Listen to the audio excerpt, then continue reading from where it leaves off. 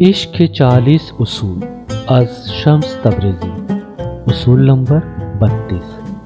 کوئی امام، کوئی پادری، کوئی ربی اور اخلاقی و مذہبی قائدین میں سے کوئی بھی تمہارے اور تمہارے رب کے بیچ حائل نہیں ہونا چاہیے، حتیٰ کہ تمہارا ایمان اور تمہارا روحانی مرشد بھی نہیں۔